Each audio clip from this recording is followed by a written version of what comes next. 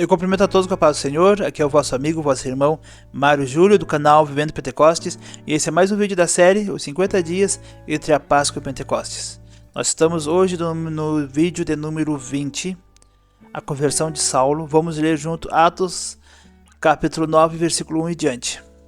Entre mentes, Saulo ainda respirava ameaças de morte contra os discípulos do Senhor. Dirigindo-se ao sumo sacerdote, pediu-lhe cartas para as sinagogas de Damasco, de maneira que, eventualmente encontrando ali homens ou mulheres que pertencessem ao caminho, estivesse autorizado a conduzi-los preso a Jerusalém. Entretanto, durante sua viagem, quando se aproximava de Damasco, subitamente, uma intensa luz, vinda do céu, resplandeceu ao seu redor. Então ele caiu por terra e ouviu uma voz que lhe afirmava: Saul, Saul. Porque o nome dele Saulo, do grego Saulo, ali, era nós chamamos de Saulo, é o mesmo Saul que foi o primeiro rei de Israel. Saul. Então, é só uma adaptação. Saulo é uma adaptação de Saul. Saul, Saul, por que me persegues? Ao que ele inquiriu: quem és, Senhor? E ele disse: eu sou Jesus, a quem tu persegues. Contudo, levanta-te e entra na cidade, pois lá alguém te revelará o que deves realizar.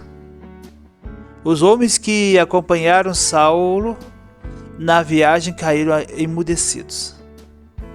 Podiam ouvir a voz, mas ninguém viam. Engraçado que Saulo ficou sem ver. Preste atenção. Mas quem estava ao seu redor caiu mudo, emudecido. Ele pode depois não ter ficado mudo, ter falado, sim, mas aqui eles ficaram emudecidos. Naquele momento, não conseguiam sair som da sua boca. Saulo ergueu-se do chão e, abrindo os olhos, não conseguindo ver coisa alguma, então, guiado pela mão, foi conduzido até Damasco. Por 3 dias esteve cego, durante os quais não comeu, nem mesmo bebeu. Então nós temos o jejum de Paulo. Quando alguém, já vi pessoas, não é uma regra, uma lei, já vi pessoas já aqui se preparando para o ministério, para atuar muito forte, atuar na pregação, no ministério, no serviço cristão, acabou fazendo jejum. Literalmente, a pessoa fica 3 dias no lugar, não come, não bebe, não fala com ninguém, exceto que Paulo estava cego, mas a pessoa vê, lógico. Então ela tem aqueles 3 dias literalmente afastado de comida, de bebida, afastado de ser humano qualquer, sem ouvir, numa casa, num lugar que ele não ouça ninguém, não fica ali parado vendo conversas, não. Ele fica ali somente com a Bíblia, livros e oração. Então já vi pessoas fazendo isso, já ouvi relatos de pessoas, principalmente na internet, fazer o jejum de Paulo, tá? Mas não é a questão, só estou contando que tem pessoas que fazem, que existe esse costume, muitos fazerem isso. Na cabeça de Paulo, por que Paulo perseguia a igreja? Porque o cristianismo manchava o judaísmo. O judaísmo era a religião pura que servia ao único Deus. Na época, então eles entendiam que, como entende até hoje, que alguém se chamar de filho de Deus, o Messias, sem ser um rei político que vá tirar Israel da escravidão, que vai tornar Israel a maior nação da humanidade, vai fazer todas aquelas promessas que o Antigo Testamento promete nos profetas, em Salmo 2, em várias referências do Antigo Testamento. Não podia ser, era algo inaceitável. Então Jesus Cristo se declarou o Messias, mas de uma forma trazendo o reino, não o reino material, mas sim o reino espiritual. E aí, ninguém não aceitavam. Quando eles entenderam que Jesus, lá a partir de Estevão, e Paulo entendeu que esse Jesus pregava dessa forma, ele começou a perseguir. E Paulo ele sai atrás de cartas do sacerdote para destruir a igreja. O mundo também procura hoje cartas de destruição.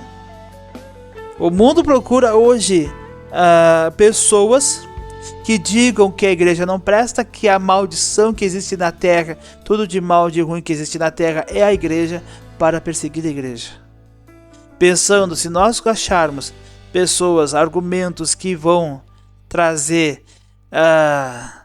fontes para nós poder dizer assim, a igreja é o mal da humanidade, vamos destruir a igreja. Muitas nações declaram o seu imperador, o seu rei, como sendo um deus. China, outros países, então declaram que o seu imperador é Deus. Então qualquer um que adorar a outro deus é digno de morte. E muitos cristãos têm sido mortos em muitos países por quê? Tem religiões que aceitam. Não, você é Deus, mas eu vou adorar o meu Deus. Aí eles permitem. Eu vou me curvar para você, mas eu também vou me curvar para o meu Deus. Eu posso fazer os dois, eu posso agradar dois deuses. Só que o cristão ele nunca vai aceitar, não, o judeu nunca vai aceitar se curvar a outro Deus. Então, o mundo procura hoje cartas de destruição para a igreja. Então ele procura achar argumentos, esse do rei, vamos colocar o nosso rei, o nosso imperador como Deus, qualquer um que adorar outro Deus. E aí o judeu, também o cristão agora, ele diz assim, não, eu adoro o meu Deus, eu não vou me curvar por você, porque você não é Deus. E aí eles acabam sendo perseguidos. E outras. O socialismo faz muito isso, de fazerem todas as coisas erradas, coisas abomináveis, e culpar o cristão de intolerante, não aceitar isso. Mas nós vemos também a luz de Cristo. Se lembra lá dos primeiros versículos no Jardim do Éden, antes do Éden, lá dentro do Gênesis 1, em que Deus fala assim, haja luz. Na vida de Paulo também, quando Deus chegou de verdade, quando Jesus Cristo chegou, houve a luz muito forte. E caiu por terra, todo joelho se dobrará perante o Senhor. O de Saulo foi naquele momento, se curvou, dobrou seus joelhos perante o Senhor. Todo joelho se dobrará.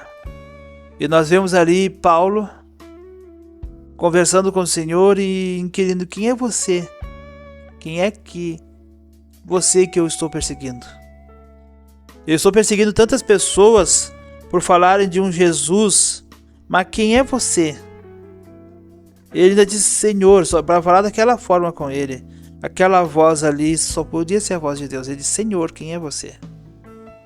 Eu achei que eu conhecesse o Senhor, mas quem é você? Diferente de tudo que eu conheço. E aí Jesus declara a ele que ele era aquele que estava perseguindo, que as pessoas que ele perseguiu, as pessoas que ele colocou em prisões, as pessoas que ele dispersou, fez as pessoas fugirem de medo. A igreja foi dispersada, as pessoas fugiram com medo da morte.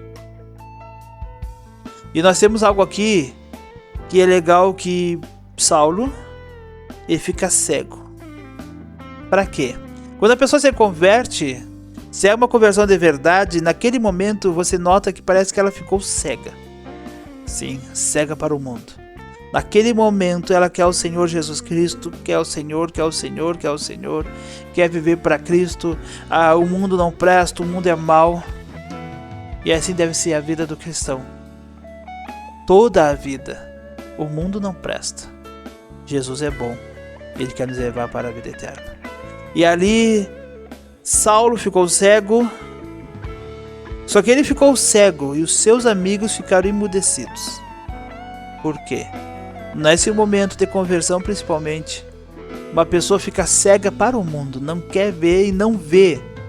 Deus faz com que ela não veja mais as coisas do mundo para poder abandonar vícios, abandonar manias, abandonar coisas que não agradam a Deus, para poder focar no Senhor e ter sua vida transformada.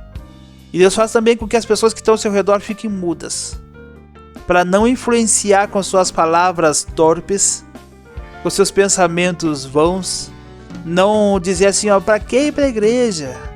Não, Deus afasta a própria pessoa. Minha vida agora é com Cristo. Todo aquele que for chegar perto de mim para me afastar do Senhor, que fique mudo, que não fale. Agora eu vou viver para o Senhor. E a cegueira de Paulo também é para que Deus purifique a visão dele, para que ele olhe com os olhos de Cristo. Primeira pessoa não vê nada, só quer ver Deus. Quando a pessoa tem os seus olhos, sua vida purificada, transformada, ele é regenerado, ele é justificado, ele é transformado, ele é adotado através do Espírito Santo como filho de Deus. Agora ele vê, só que ele vê com os olhos de Cristo, ele vê com os olhos do Senhor. Tem uma nova visão, uma visão digna da presença de Deus em sua vida. Mas não vejamos como o mundo, mas sim como Cristo vê. Nós devemos olhar para as pessoas, nós devemos olhar para o mundo, devemos olhar como os olhos de Cristo. Paulo se converteu, teve sua vida transformada, recebeu a oração, teve sua visão restaurada, recebeu o Espírito Santo. Cheio do Espírito Santo, foi usado. Mas ele teve o período de se aquietar. Ele diz lá que teve 3 anos ali recluso. Depois a Bíblia diz que teve um período de 14 anos esperando, porque os apóstolos disseram que não queriam a mensagem dele, não queriam que ele pregasse, e ele ficou 14 anos esperando, imagina. E te acha que ele se converteu, já começou a pregar? Não. Ficou 14 anos esperando uma ordem. Disseram para ele, não. Se aquiete, espere, que um dia nós vamos te chamar. Ele ficou ali 14 anos. Quando o Espírito Santo chamou, imagina, esse tempo teve muito tempo de intimidade com Deus, vida com Deus.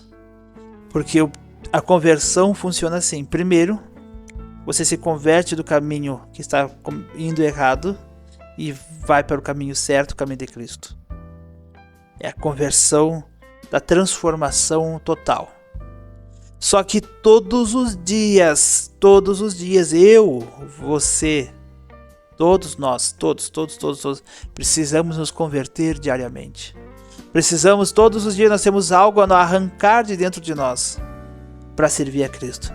Todos os dias nós devemos abandonar a nossa velha natureza lá nas águas. Você que batiza nas águas, você desce nas águas, a sua velha natureza morre. Seu modo antigo de pensar morre e você volta de dentro das águas vivendo uma vida para Cristo. Mas o Senhor nesse momento ele te chama. Volta, lembra das águas, lembra o dia que você desceu e disse, Senhor, lá naquelas águas eu deixo novamente, eu renovo esse voto que eu fiz com o Senhor, essa consagração, essa dedicação, e digo, lá fica a minha velha natureza. Eu não quero resgatar minha velha natureza pecadora, maldosa, afastada de Deus, blasfema, mas eu quero deixar lá nas águas. Volta para as águas minha velha natureza, eu quero viver somente para Cristo. Essa é a mensagem de hoje. Nós buscamos uma igreja avivada que saia para fora, prega o Evangelho, e uma igreja santa que adore o Senhor. Os vídeos estão sendo demorados para colocar, a gente coloca tudo uma vez só, porque nós estamos com a internet em casa está limitada, nós temos a nossa internet em casa limitada, e aí quando eu consigo uma internet boa, fora de casa, eu posto tudo uma vez só. Nós estamos gravando os vídeos para vocês. É isso, Deus abençoe vocês e em seguidinho aí começa mais um vídeo. Gente, vamos viver uma vida com Cristo. Vamos viver uma vida consagrada ao Senhor. Que as pessoas que estão ao seu redor venham se converter. Que as pessoas que você conhece e você ama, você venha ter coragem de falar de Jesus para elas. Porque você está indo em direção ao céu, para a vida eterna. Mas não esqueça que as pessoas que estão ao seu redor também podem ir. Mas basta a responsabilidade a você. Abrir os seus lábios e falar de Jesus, para que elas se convertam e venham também servir ao Senhor junto com você. Em nome de Jesus, Deus abençoe vocês e até o próximo vídeo.